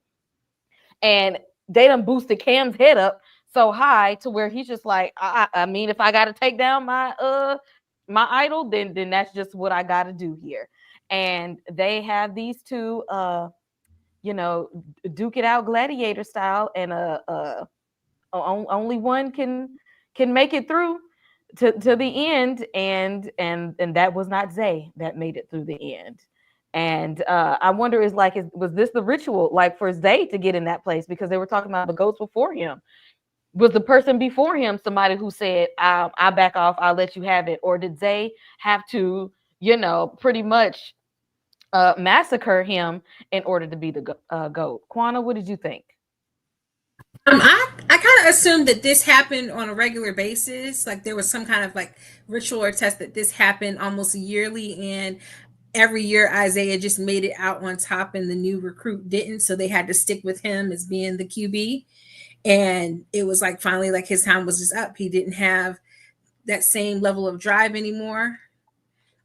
He didn't, Cameron in that moment, that survival instinct kicked in, and he wanted to survive, and he wanted it more in that moment. But I kind of, yeah, when the way that they showed that room with like all the different QBs before him and stuff, I just was like, oh, this is what happens every time there's like a passing of the torch kind of thing. You got to fight, and whoever comes out, that's who gets it. Malcolm, how did you feel about this scene? Do you feel like this is what they would sacrifice? Do you feel like any of the people maybe just I give over the crown to you, or was everybody? You think everybody was in that place like Zay, like I'm going to fight for mine and lost? I really, it really didn't surprise me, to be honest.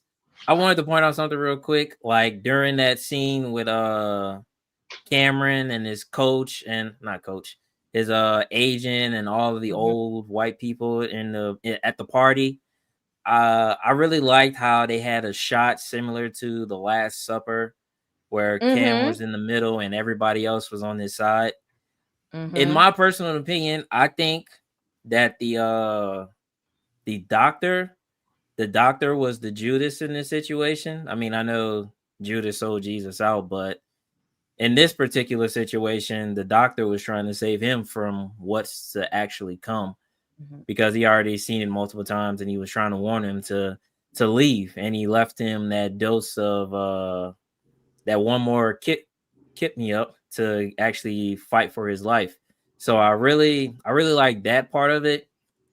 But I agree that there were probably many other quarterbacks that were trying to fight Isaiah, and Isaiah just beat them all because he's the GOAT. So I mean, if you're not the GOAT, you can't just how can you be the GOAT if you lose off of one fight? So how can you do that? That's just my opinion of that.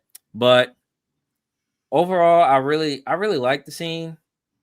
Me personally, I don't want to say I wanted Isaiah to win, but I kind of wanted to find a way for both of them to somehow make it out of it. But I didn't really see that being a possibility. But oh well, one can dream. But everything about the scene was perfect. I kind of feel like Isaiah, even though he wanted to keep the fight going, I feel like he wanted Cam to beat him, because he was probably sick and tired of going through all of the rituals and the sacrifices and all that stuff. I can kind of see that he probably wanted to pass the throne over, but he was just still driven at the time. So yeah.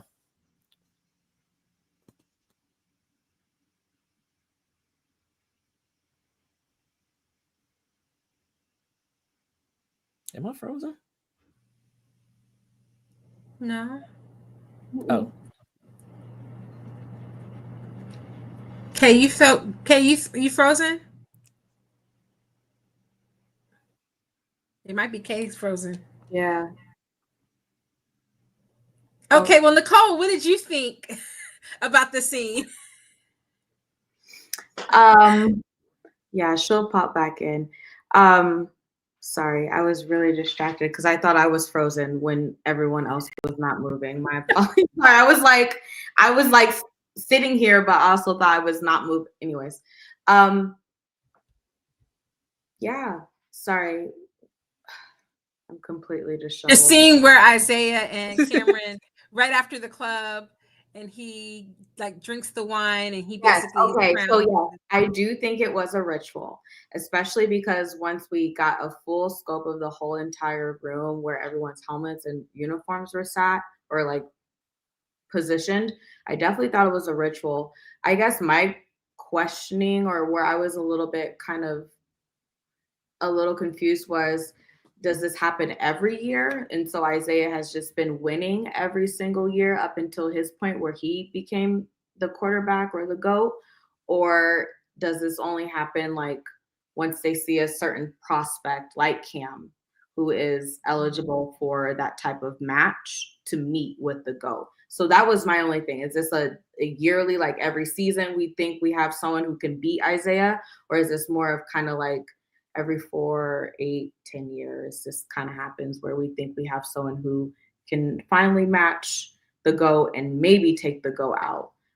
But yeah, it was definitely a ritual. I have no doubt about that whatsoever.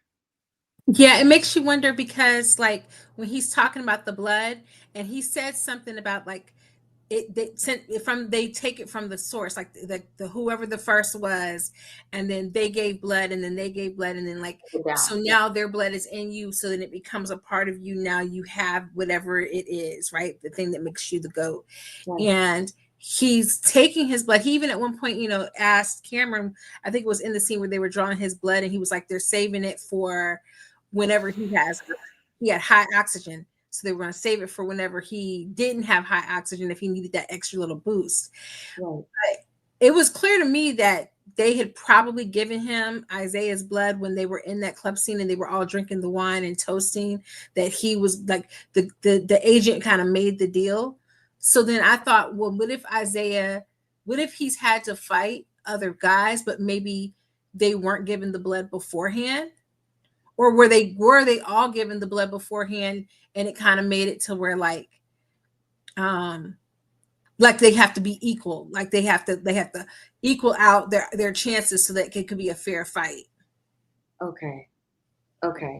Yeah, I see. That's where I was kind of like, how are we gauging this when it comes to that final match, that final duke out per se? So yeah, thank you. Yeah, I was kind of like, I'm confused too. Like, is this a yearly thing where, like I said, they go through this week trial and they get, the infusions and the trainings and the head talk and the speeches and whatever, and then they see if they can duke it out? Or is this kind of like you said, where because of course they're coming from prior quarterbacks when it comes to the transfusions, is it more of like they're searching and they see this kind of eligible candidate and they're like, yeah, you're the one. We're going to juice you up and you're going to be the one to duke it out, and maybe you win or maybe not. And it just failed in the past. So yeah, it could go either way. It's interesting how they played with that one for sure. Yeah, Nicole, while we have you, go ahead, Malcolm. No, I was gonna say something quick. I like during the ritual part. I like the part where he was drinking the blood, and then Isaiah automatically knew that he had the feeling that somebody is partaking in the ritual. He's just like, as Cameron was drinking the blood. I really like that part because like he knew that someone's actually willing to step up and try to challenge me, and he was willing to fight it out. So I kind of like that scene. And we know that they didn't make it, and I find it interesting. The very thing that is supposed to protect the players is what Cam used as the thing that pretty much destroyed his opponent in this instant. He used the protection as a weapon, and he goes through the little tunnel and let them know, like, I'm the one who made it out, and learn the truth. He learns that this was a scheme that Todd set up, and that his dad literally sacrificed himself so that Cam would continue to play football, because technically he didn't want to play anymore.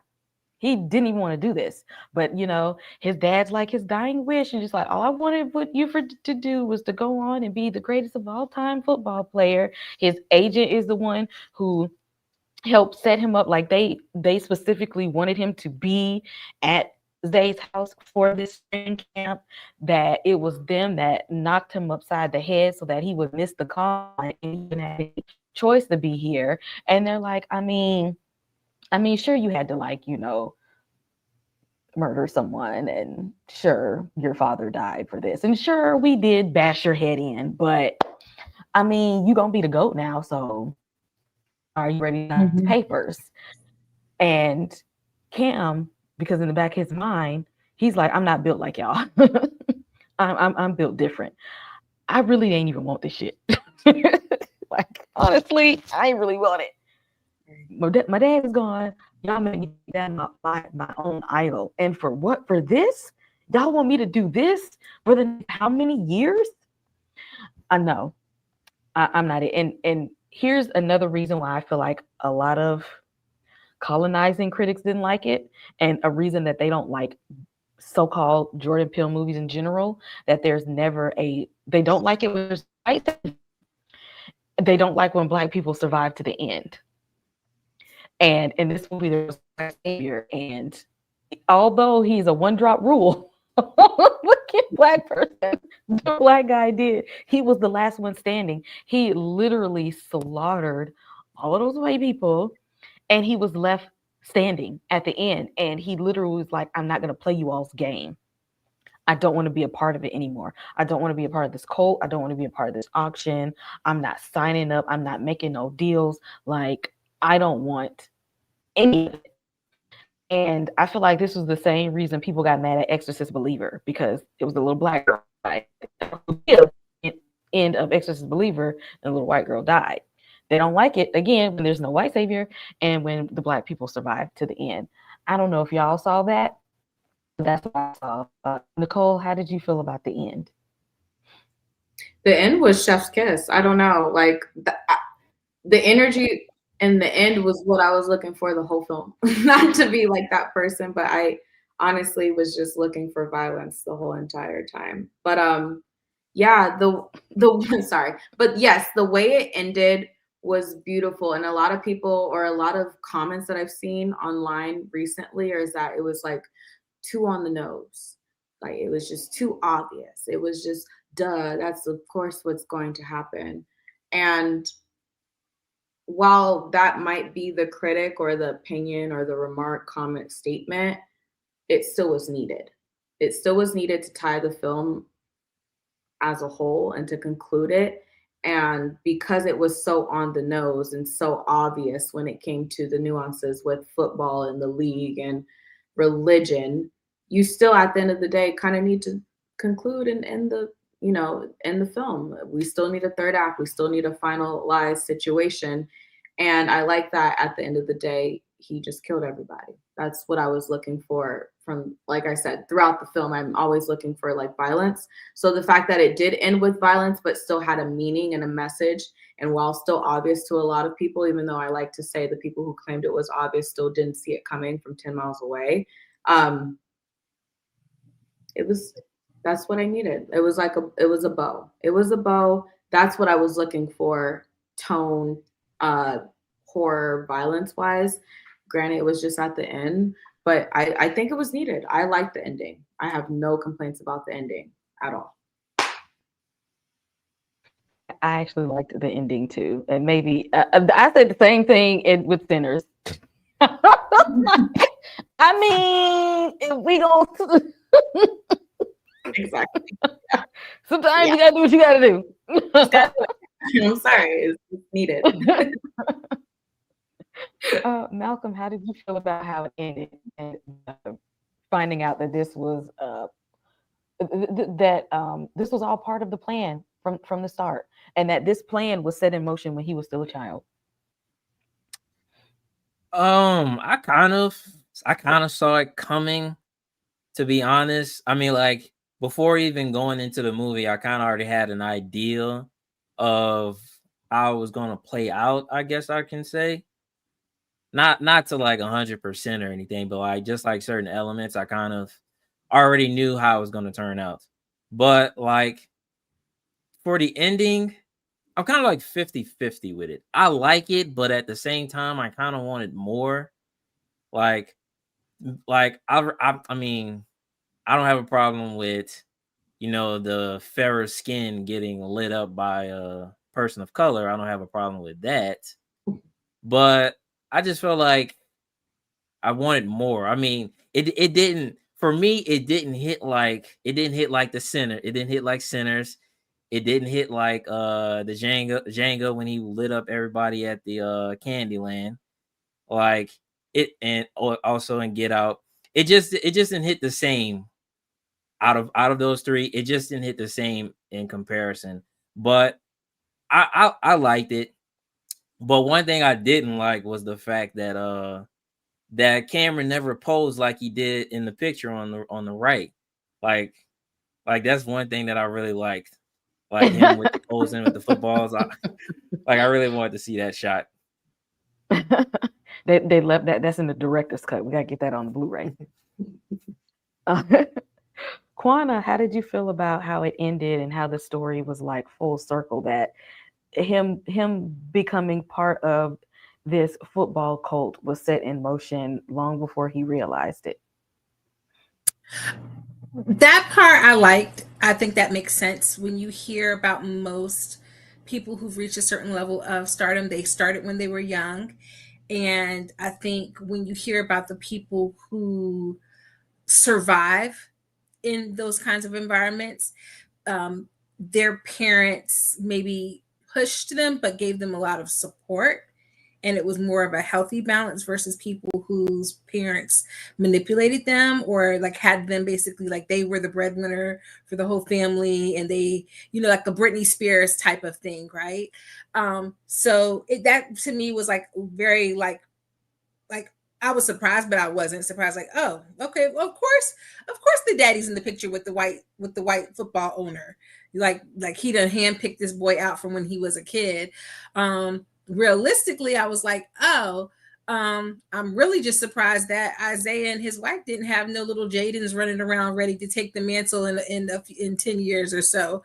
But I didn't love the ending because I felt like, unlike Sinners, where we find out exactly how Smoke knew that they were coming back, and he was like, I gotta hang on long enough to finish to shut this down. It didn't matter that everybody got turned and everybody got killed. Like, they not letting these people come back.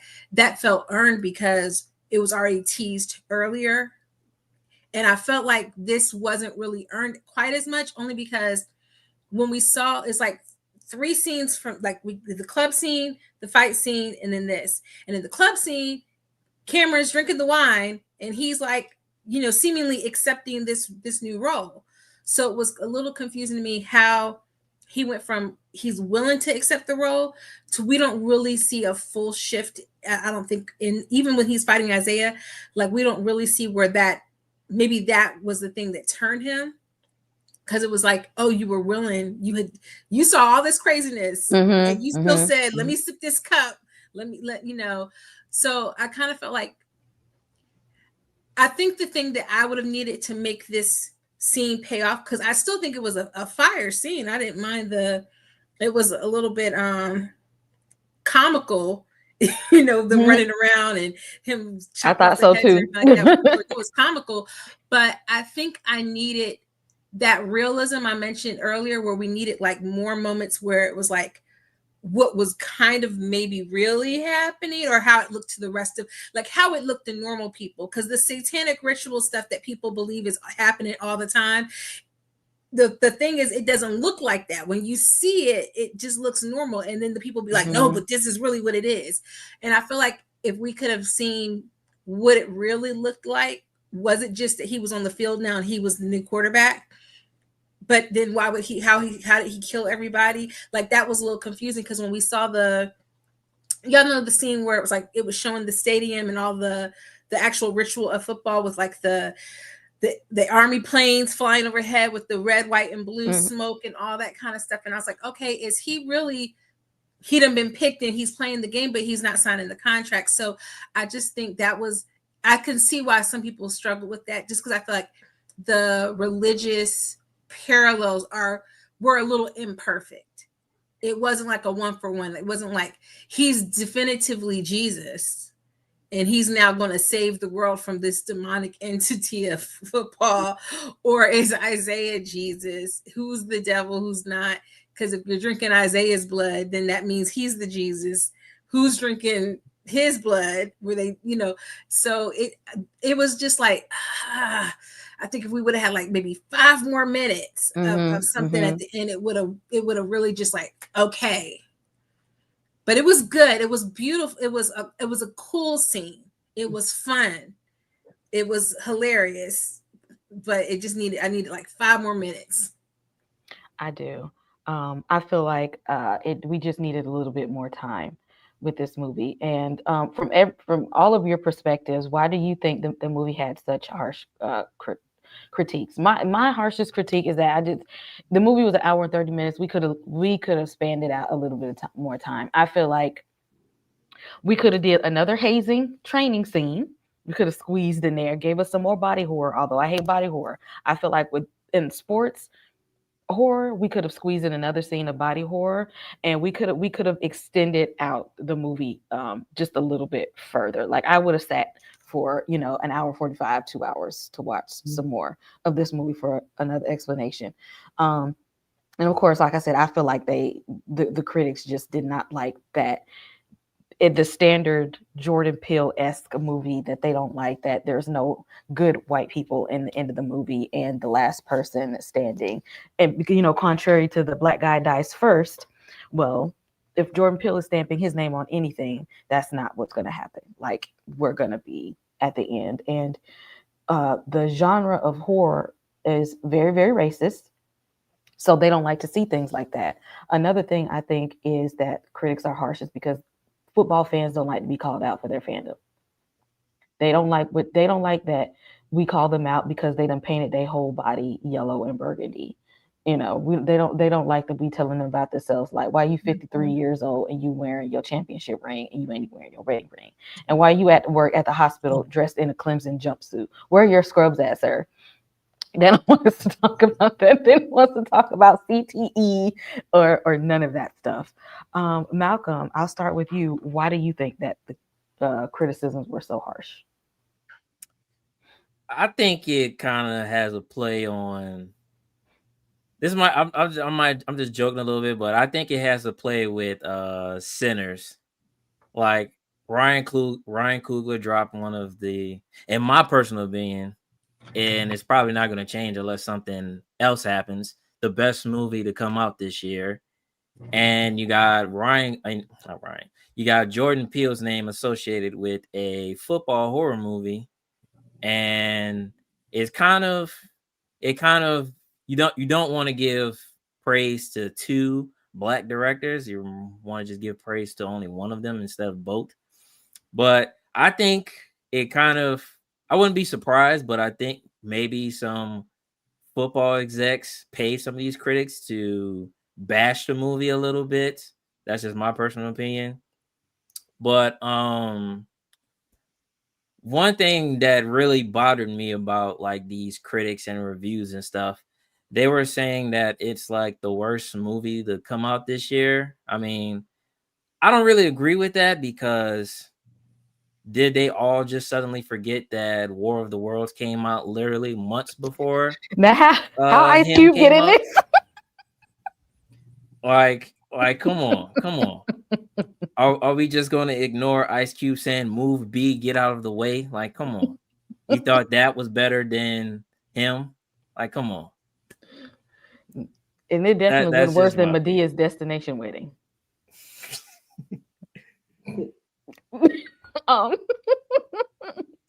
Nicole. Oh my gosh, yes. I think the harsh criticism is definitely coming from football fans. Me personally, being a football fan, we do like to just just engage in the sport, support our teams, be fans, and keep it pushing for the season. We all know, or I'm pretty sure we all know, there are a lot of underlining tones when it comes to football that I'm not going to even touch in for this video.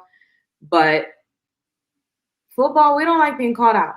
We do not like being called out. So like Malcolm was kind of saying, I would not be shocked or surprised if some people who are just either diehard football fans are going to say, no, I didn't like it. I'm not a fan. Don't watch it. Don't go see it. Worst film ever of 2025. Don't waste your money. Don't waste your time. I also wouldn't be shocked if there's some people who are just sort of affiliated who kind of have that kind of pull when it comes to influence as well. But I definitely think the harsh criticism is coming from fans of football. I don't think it's coming from like horror fans, or hopefully not horror fans, but you never know. But I really do think it's coming from people who are just diehard football fans who like to turn a cheek, who just, turn a blind eye. We just like to do what we like to do, and no one talk to me. I'm thinking that's where it's coming from. Oh, definitely. Quana, what do you think? Where is it coming from? I think it's multi-leveled. I think one, they shot themselves in the foot with the marketing.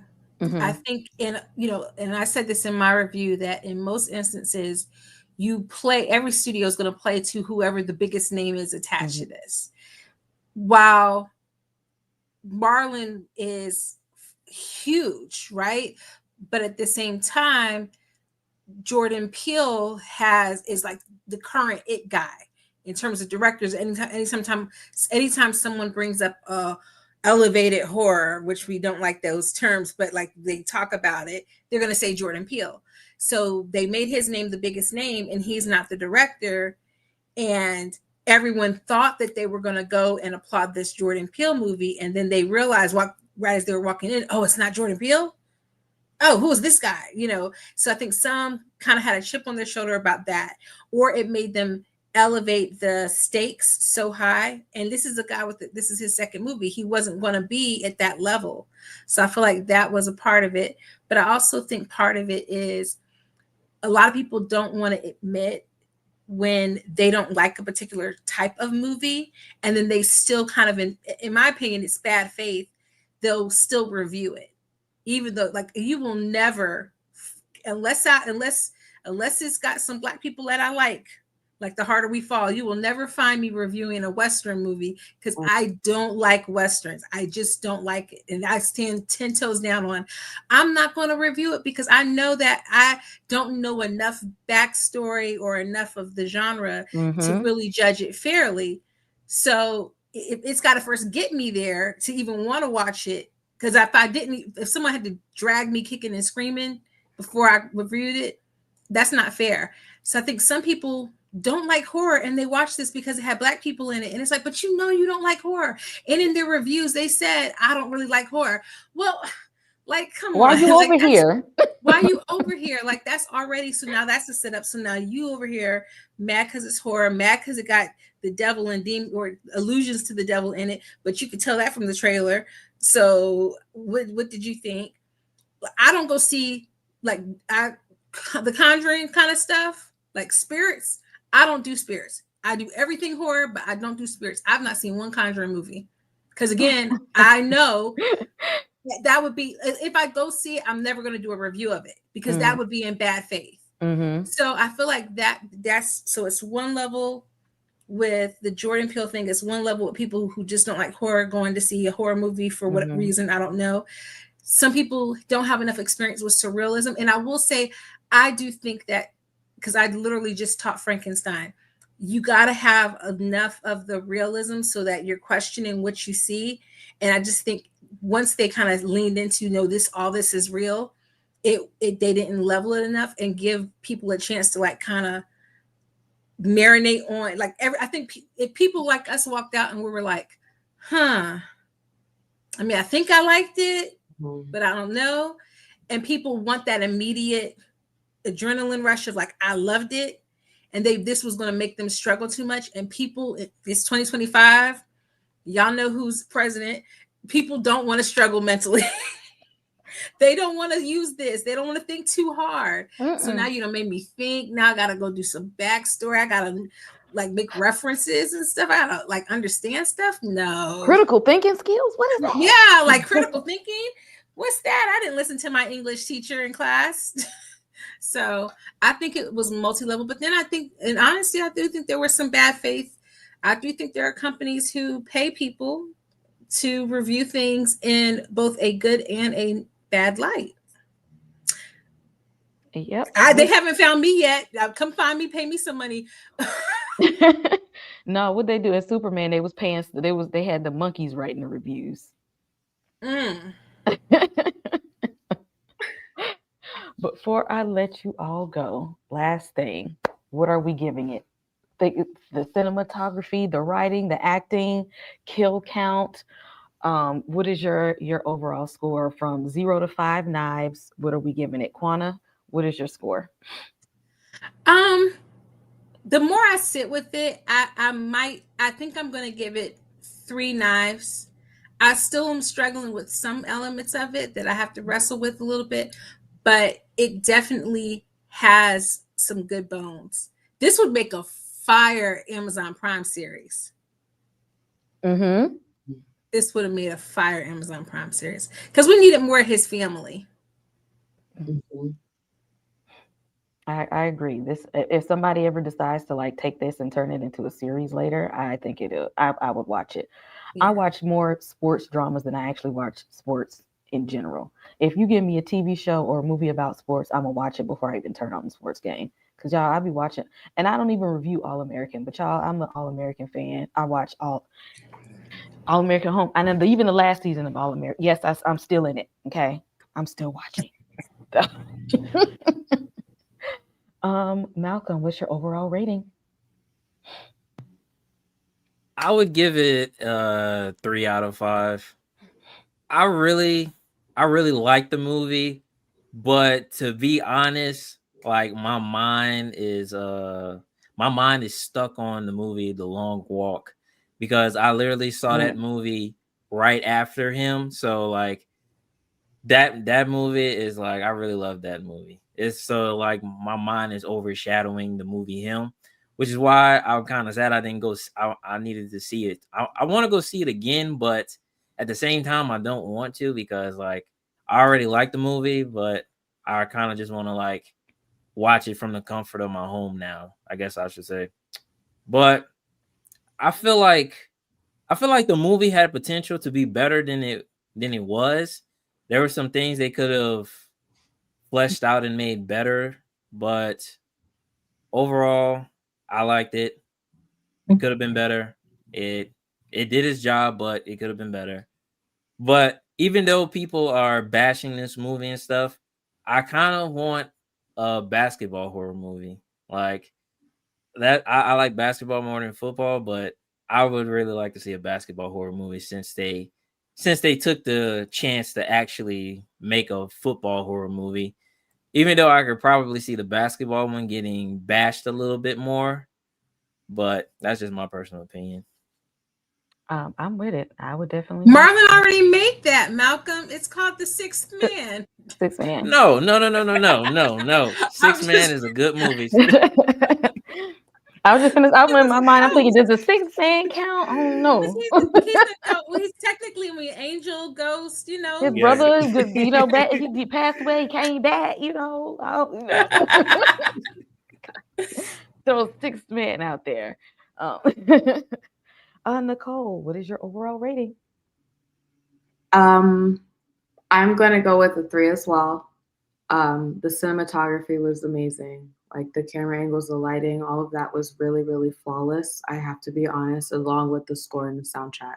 That really got me in the mood and set the tone for the film. The acting as well. Acting was great. Like I said, everybody really did their thing when it came to acting. It's just like just certain things kind of ticked off the 4 and 5 or 5 and 4 for me. But yeah, I'm gonna give it a solid 3 for sure. Oh yeah, I hit it with 3.5 because yeah, that score. I mean, Yeah. I was it was a little pop in the theater. I ain't gonna lie to you. The soundtrack was fitting. Whoever they hired over the score and the soundtrack, y'all, they did what needed to be done. Y'all, I'm gonna let y'all good people let everybody know what's on your channels. Panel, stay put after the stream ends. Stay put. But I want to know what's going on everybody's channels real quick. I do have a review for The Long Walk and The Conjuring on the channel on Wednesdays. I'm doing Wednesdays. Starting Reasonable Doubt this week. Marvel Zombies is coming really soon, and of course next month is spooky season, so we're getting ready for that. Make sure y'all hit like and subscribe. Quana, what's going on with her real reviews? Girl, nothing. School has been taking me down. Okay, they taking me down. They taking everybody down. We all sad. But that said, I did do my review for The Long Walk. I have to do my full on like deeper dive spoiler reviews where I really dig into it. But I absolutely loved it. I cried so hard. And what's coming up is review for The Girlfriend and a bunch of Amazon Prime stuff, like the new series with Jesse Williams, and yeah, more stuff to come. Yeah, Yes, The Girlfriend was good. That was Yes. craziness. It was crazy. Malcolm, what we got going over there with the Black Kakashi? Well, currently nothing. Just like Quana said, school has kind of been distracting me a little bit. Like the last video I made recently, I talked about the gaming fatigue versus mental health fatigue, and kind of compared those two and showed the similarities. But even though nothing's going on this month, next month I am going to be dropping a lot of horror related videos talking about a lot of iconic and funny moments in horror movies. So the plan was to try to upload all 31 days, but I'm probably going to be like half of that. So that's a bonus, I guess, but it's not 31 days, but yeah, I'm going to be uploading a lot of videos next month. Do a review of Aztec Batman. I just need somebody to talk about this. I didn't find out about that till last night. Yes, so please talk about it. Nicole, what do we need to look out for? Nothing, like everybody else. No. Yeah, I'm chilling on It's Fear Herself on Instagram and Facebook, just, being goofy and scary. Really excited for October. And yeah, I just can't wait to spend the season with y'all because it's going to be great. It's really going to be a blast. Oh, good. So y'all ain't got nothing. Look, don't worry. I got plans for next month with y'all. Shout out to everybody in the chat. Again, make sure you all hit like and subscribe on everyone's channel. Thank y'all for joining us. Make sure you put your rating of him in the chat. If you have not seen it, go and support this movie. It is not as bad as the critics out there are making it seem like. It's definitely worth a watch. Form your own opinion of it, and we will see you all in the next one. Well, imagine as I'm pacing the pews in a church corridor, and I can't help but to hear. No, I can't help but to hear. Thank you. Thank you. What a beautiful wedding. Thank you. Thank you. What a shame. What a shame. A poor groom's bride. Thank you. Thank you. Exciting, which I haven't you people ever heard of. Thank you. Closing a goddamn door. No, it's much better to face these kinds of things with a sense of voice and rationality. Haven't you people ever heard of? Thank you.